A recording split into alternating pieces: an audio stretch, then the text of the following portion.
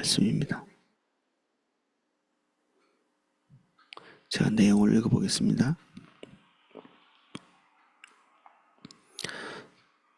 두 사람이 서로 싸울 때에 한 사람의 아내가 그 치는 자의 손에서 그의 남편을 구하려 하여 가까이 가서 손을 벌려 그 사람의 음낭을 잡거든 너는 그 여인의 손을 찍어버릴 것이고 내 눈이 그를 불쌍히 여기지 말지니라. 아멘. 이 두 사람이 서로 싸운다 이렇게 돼 있는데 이 마소라 사본이라고 굉장히 빨리 기록되어 있던 그런 사본, 성경 사본에는 두 형제 이렇게 되어 있습니다. 그러니까 두 형제는 실제로 피를 나는 형제는 아니지만 그 공동체에서 굉장히 가까운 지역에 살고 있는 사람이죠. 이제 싸울 정도가 되면 이제 그만큼 가깝다는 얘기고, 그리고 그 공동체에서 뭐 우발적으로 일어난 사건이겠죠. 이렇게 서로 이렇게 주먹질하고 싸우는, 남자들끼리 그런 일들이 없어야 되지만 남자들이 사는 세계에서 그런 일들이 없지는 않거든요. 이제 이런 이제 상황이죠. 특히 이제 여기에는 결혼한 남자인데도 주먹질하고 싸우는 그런 일이 지금 벌어진 것입니다.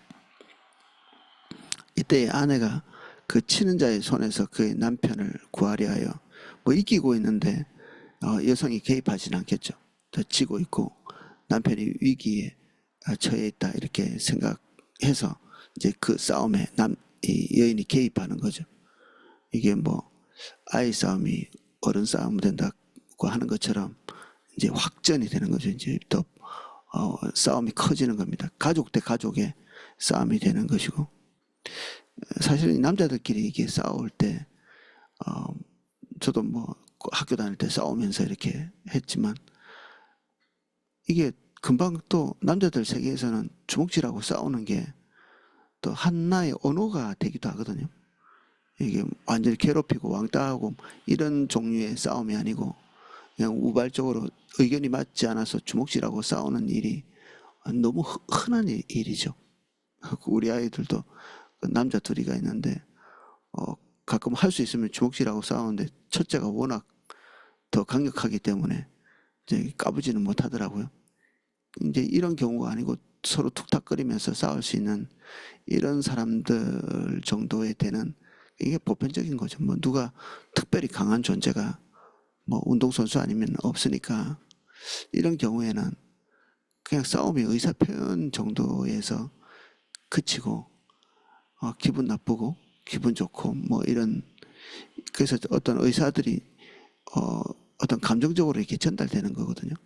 여성들이 뭐 남성들이 이게 주먹질하고 싸우는 걸 어떻게 느낄지 모르겠는데 여성들이 생각하는 것처럼 그렇게 엄청난 일처럼 받아들여지지는 않습니다. 이게 남자들이, 우리 아이 둘이가 학원에서 어떤 문제 때문에 주먹질하고 싸웠는데 그 원장님한테 전화가 왔더라고요.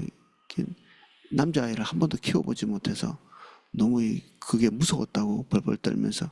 이게 초등학교 아이들 때 일입니다. 지금 아이들 둘도 없이 친한 아이들이거든요. 엄마는 아이들이 싸우는 거를 완전히 세상이 무너진 것처럼 이렇게 생각하는데 저는 아버지로서 그냥 저도 싸우면서 이렇게 컸고 그거에 대해서 그렇게 크게 반응이 잘 되지 않더라고요. 이게 느낌상의 차이죠. 여기 이제 이 여성 같은 경우에는 남자가 좀 더 두들겨 맞는다든지 뭐 그렇게 해도 남자는 생각보다 잘 죽지 않습니다. 잘 다치지 않고. 그 남자하고 여자는 이 신체 능력에 엄청난 차이가 있습니다. 압도적인 차이가 있습니다. 이번에 그 권투 선수 중에 트랜스젠더 돼가지고 뭐 자기가 여자라고 올라온 남자가 있잖아요. 그 여자가 이렇게 주먹에 한 대 맞아보더니 경기를 포기해버렸거든요. 그 여성이 그러더라고요. 죽을 것 같았다고. 근데 실제로 그럴 겁니다. 이 사람은 또 훈련을 한 남자고 일반 남자들도 아니죠. 그래서 여성이 하는 그 권투 시합에 참여해서 만약에 진짜 주먹질하고 싸웠으면 여자가 죽었을지도 모릅니다. 그래서 우리 앞에서 넘어왔지만 남자가 여성을 강간을 했을 때 남자만 죽이도록 돼 있죠. 책임이 여성에게 있지 않죠. 하나님께서 지으신 창조 원리에 의해서 남자가 자기가 원하는 대로 강간을 할 수 있는 그런 압도적 힘이 있는 거죠. 그래서 여성이 주변에서 도와줄 수 있는 여건이 안 되면 이거는 몽땅 다 남성의 책임이죠. 여자가 왜 그것들을 벗어나지 못했냐 뭐 이렇게 말할 수 없는 겁니다. 그게 가능하지 않은 거죠. 이렇게 약한 존재가 제 남편을 도우려고 이렇게 하면 방법이 별로 없죠. 뭐 어떤 방법을 하겠습니까? 뭐 주먹질을 하겠습니까? 주먹질 해봤자 남자한테 피해도 입지 못할 겁니다. 이게 일반적인 일입니다.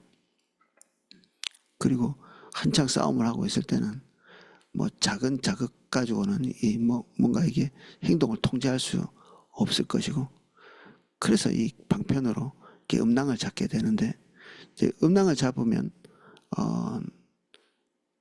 이게 가능한 어떤 뭐 싸움을 제동을 걸 수 있는 가능성이 있는 거죠. 동물의 왕국 이렇게 보시면 조그마한 짐승들이 큰 짐승을 이렇게 사냥할 때 음낭을 공격하는 걸 볼 수 있습니다.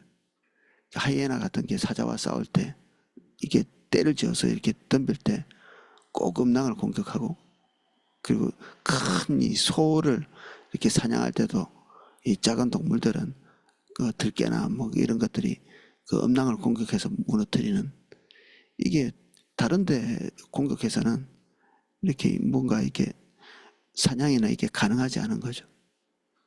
본능적으로 이렇게 아는 거죠. 어떻게 하면 강한 자를 제압할 수 있는가. 제일 효과적인 방법이라고 생각이 들기도 합니다. 그래서 뭐 남자들 이 고투 시합이나 이런 거 해도 음낭을 치는 거는 반칙으로 돼 있거든요. 그만큼 이 치명적인 손상을 가할 수 있는 방법이기 때문에 전쟁 같은 거 나가면 제일 좋겠죠. 제일 약한 걸 공격하고 이렇게 하면. 그런데 지금 그런 죽고 사는 문제라기보다는 시시비비를 가리는 이 일에서 자기 남편이 궁지에 몰려 있고 여성이 그것을 돕기 위해서 이게 참여하는데, 화면에서는 이렇습니다. 아내 된 자로서 어떻게 남자가 이렇게 궁지에 몰려 있는데 안 도울 수 있겠어요? 당연한 일이기도 하고. 그러나 이것이 수단을 정당화시켜주지 못하는 거죠.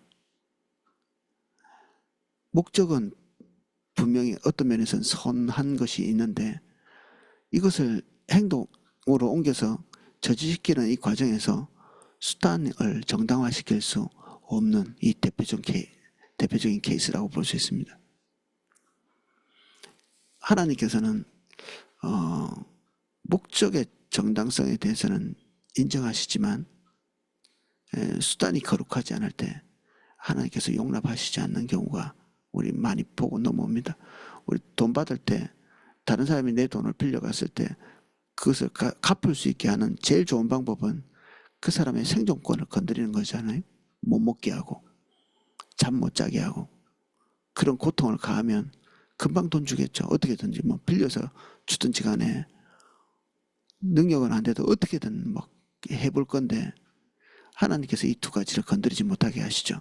맷돌을 전집당하지 않도록 보호하고 계시고, 그리고 옷을 전당 잡지 못하게, 전당 잡는다 할지라도 다시 돌려주도록 이렇게 얘기하고 있고, 그리고 가장 치명적인 명예가 손상될 수 있는, 우리 인간은 이 명예가 필요하거든요.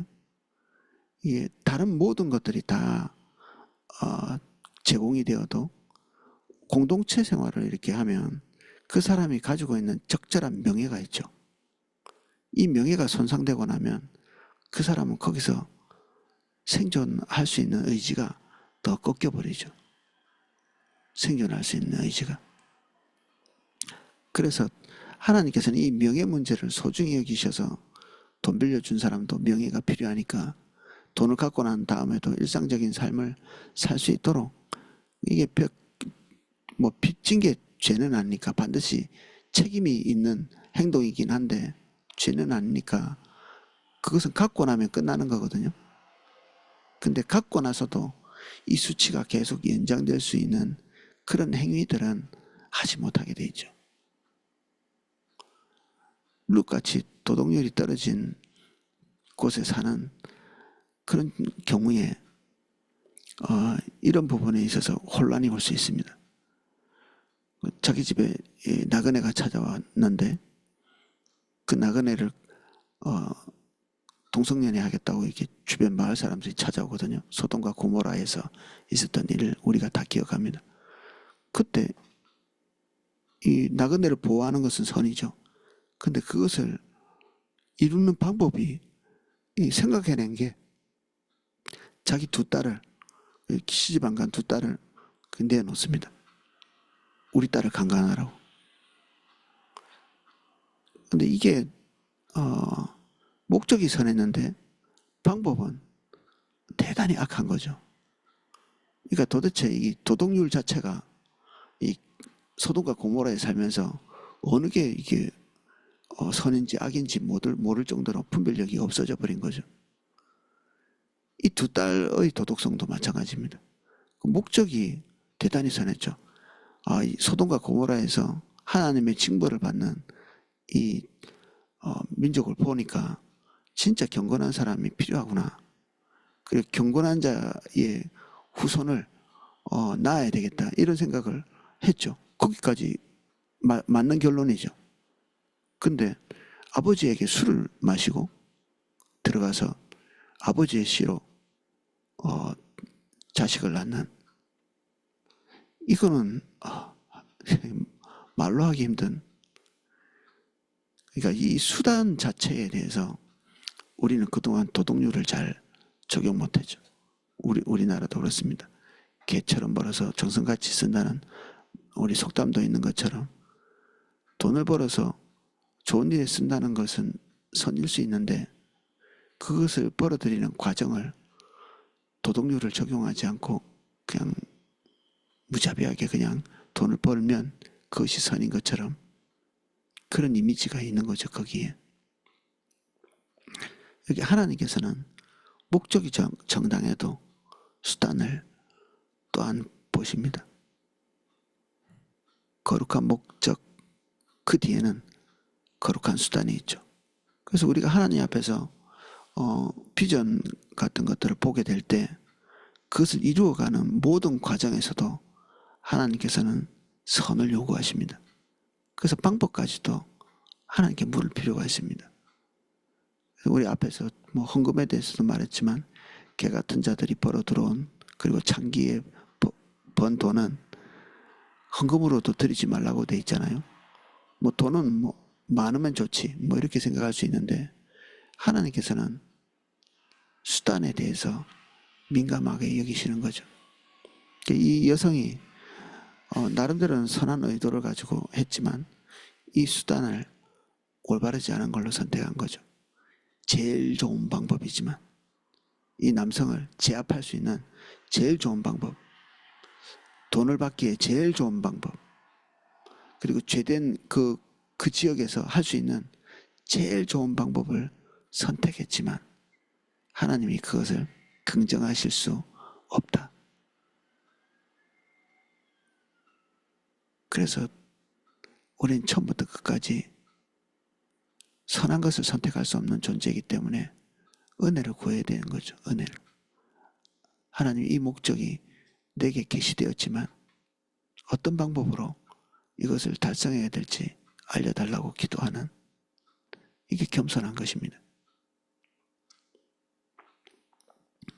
이 여인이 음낭을 잡아서 이 싸움이 끝났다 이렇게 상상해 볼 때 그 남성이 그 공동체 누구나 다 얼굴을 알고 있는 그 사회에서 그 남성으로서의 그 명예를 지키면서 살아갈 수 있는가, 일상을. 이 분쟁이 끝나고 나서 그 가능하지 않습니다. 제가 남자 입장에서 생각할 때는 가능하지 않습니다. 여성이 강간을 당했는데 남자가 적절한 징벌이 없이 이 여성이, 그 사건은 끝났지만 이 여성이 그 한순간에 당했던 그 고통스러운 일들이 덮어질 수 있는가? 그럴 수 없다고 믿습니다. 그럴 수 없죠. 아마 죽는 날까지 이 트라우마에서 벗어날 수 없을 겁니다. 그러면 어떻게 그나마 이미 이제 사건은 벌어졌고 피해는 입었고 고통은 당했고 이것에 대한 회복을 할 수 있는가? 상대방에게 엄중한 문책이 있을 때 그것이 가능하죠. 그래서 강간한 남자는 죽이면 됩니다. 이게 여성의 입장에서 강간한 사람이 살아있다는 것 자체가 트라우마죠.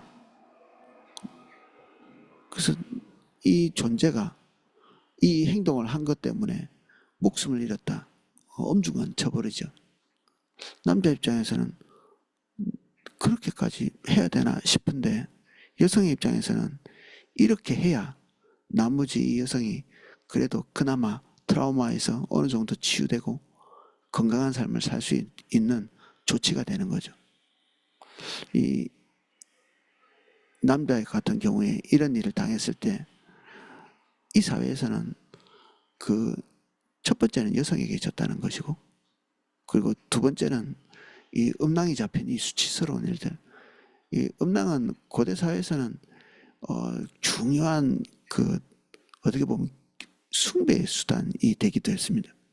대를 이어서 한 사회를 이렇게 충만하게 만드는 어떤 신체 기관으로 이렇게 이해해서 숭배를 하거나 아니면 아담이나 아브라함에서 보듯이 어떤 중요한 결정을 또는 맹세를 해야 될 때 성기 위에 손을 올리고 맹세를 하거든요.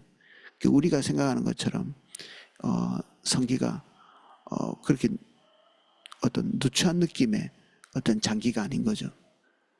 이것은 대를 이어서 하나님께서 축복을 주시는 그 장기를 상징하는 것이고 하나님의 약속을 상징하는 것이고 그래서 이제 성기 위에 손을 올리고 맹세를 하고 야곱도 아들에게 자기 성기에게 손 올려서 그 자손 대대에 하나님께서 행하실 일에 대한 관련되어 있는 그런 유지를 남기죠. 맹세하도록 시키는 것입니다. 이 또 한면에서는 성경에 나와 있는 바를 따르면 이게 수치스러운 곳 이렇게 표현하고 있거든요. 그 사람이 수치를 느낄 수 있는 장기라는 겁니다. 이게 노출됐을 때 노출. 이 장기 자체가 그런 게 아니라 사람들이 그것을 볼 때 그래서 형제끼리 성기를 보는 일은 부끄러운 일이다 이렇게 자문은 돼 있거든요. 그러니까 이게 집에서 같은 가족끼리지만 이렇게 벌거벗고 다니는 것은 올바른 일은 아니죠. 이게 하나님께서 권장하시는 내용이 아닙니다. 그 부부끼리 외에는 성기를 보여줘서는 안 되는 그러나 여기 지금 싸움 중에 누가 보더라도 사람들이 다 보고 있을 거 아니에요. 예, 성기를 잡았다. 그러면 이 남자가 그 공동체에서는 수치거리죠. 건강한 삶을 살 수 있을 가능성이 별로 없습니다. 전쟁을 하다가 좀 기억하실 수 있을 건데 전쟁을 하는데 이 시스란과 그 성벽을 이렇게 공격하는데 어떤 여성이 그 성벽 위에서 돌멩이를 떨어뜨린 맷돌짝을 집어 던졌는데 이 장군이 이걸 맞죠. 그래서 쓰러집니다. 죽게 된 거죠. 머리가 깨졌으니까. 근데 옆에 사람에게 뭘 하냐면 죽는 게 슬픈 게 아니라 여자 손에서 죽었다는 것에 대한 수치감을 느끼는 거죠. 그래서 옆에 칼 든 자에게 자기를 빨리 찔러서 죽여라. 내가 여자에게 죽었다는 그런 오명을 쓰지 않아야 되겠다. 이게 성경이 한 두 군데 정도 제가 기억나는 데가 있거든요. 여성을 무시하는 게 아니라 남성으로서 여성보다 신체적 능력이 약해서 근력이 약해서 여자에게 죽었다 이렇게 소문나는 것이 수치스러운 거죠. 고대 사회에서는 남자의 그 근육이 엄청나게 중요한 역할을 했잖아요. 경제적으로도 그렇고 1차 산업이니까 그리고 전쟁도 남자의 근육이 필요한 그런 거죠. 요번에 우리 집 짓는데 무거운 물건 들고 막 이렇게 청소하고 이럴 때 우리 딸이 그러더라고요. 자기가 할 수 있는 능력이 아주 그런 데서는 작은 거죠. 공부는 더 잘하고 뭐 다른 일들은 더 명석하게 해낼지 모르지만 특별히 이렇게 육체 노동이 필요한 곳에서 자기하고 동생들의 능력을 이렇게 뚜렷하게 이렇게 느끼더라고요. 그래서 이제 왜 옛날 사람들이 남자들을 선호하는지 알 것 같다 이렇게 얘기하더라고요. 1차 산업에서는 남자의 근육이 너무 필요한 거죠. 농사짓고 뭐 아니면 전쟁하고 이런 데는. 그 안에서 남자들 사회에서는 이런 근육이 너무 소중한 거죠. 이런 능력 자체가. 그러면 강간을 당한 여성이 정상적으로 살기 위해서 남자는 사형이 필요하죠. 이 상대방이 죽어야 됩니다. 그런데 이 사건이 끝나고 난 다음에 이 남자가 그래도 이 사회에서 건강하게 자신의 위치를 점하면서 이렇게 살 수 있으려면 여성에게 중징계가 필요하죠. 그래서 죽일 수는 없죠. 이게. 그런데 손목을 절단하는 좀 무섭죠. 이 손목을 절단한 여성을 모든 사람이 다 알고 있을 것이고 그리고 죽는 날까지 흔적이 남아있을 것이고 그리고 여성에게도 이거는 치명적인 타격이 되는 것이고 그러면 그 정도까지 되면 남자가 그 이후에 생활이 가능한 거죠. 그런 수치스러운 일을 당했지만 그 수치스러운 일을 한 그 여성이 중대한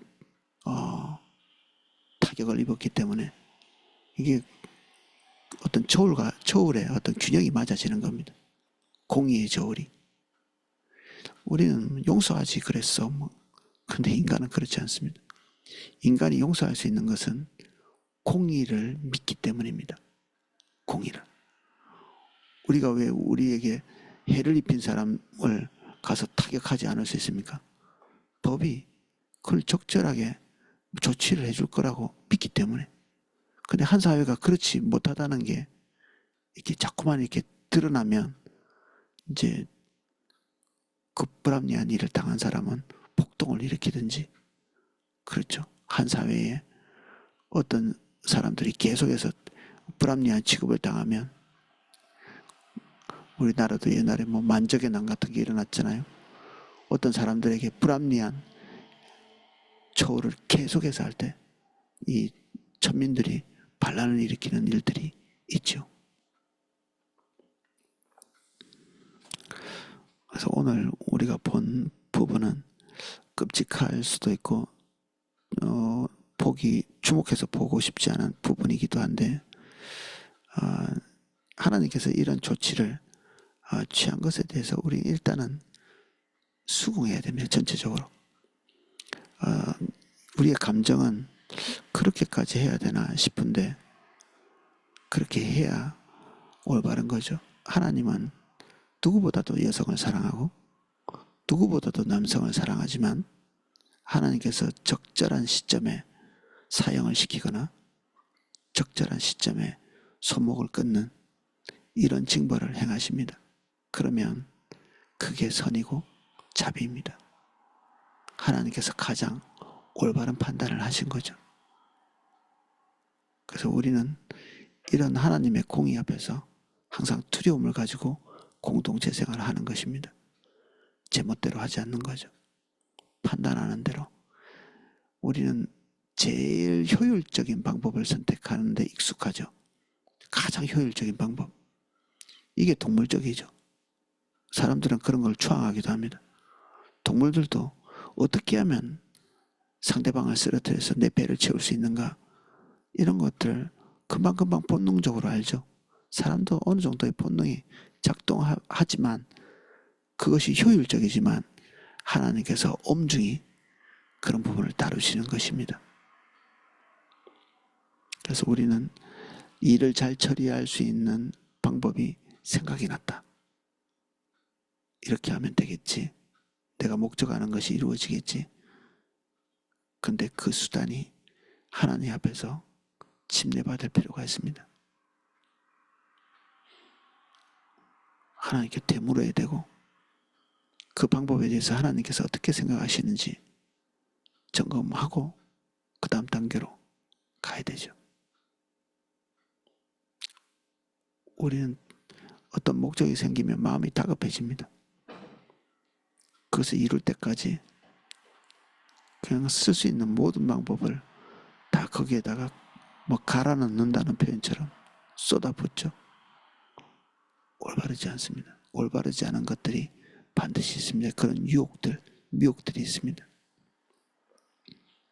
그래서 돈이 아무리 급해도 하지 말아야 될 일이 있고 아무리 위급해도 하지 말아야 되는 일이 있고 그렇죠. 오늘은 여기까지 살펴보겠습니다. 기도하겠습니다.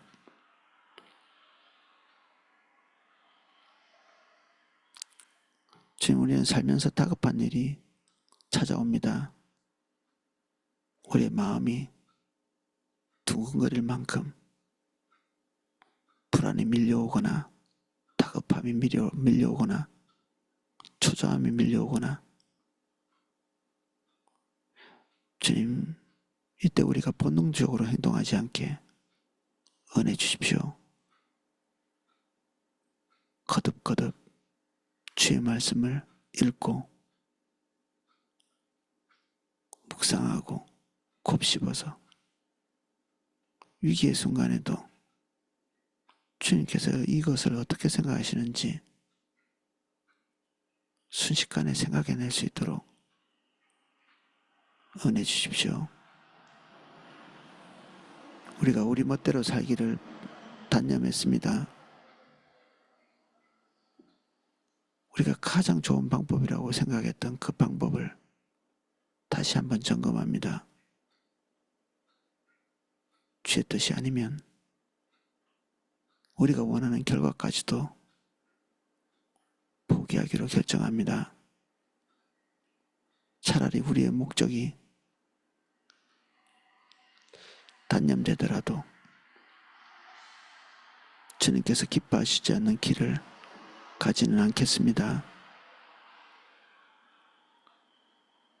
우리를 인도해 주십시오.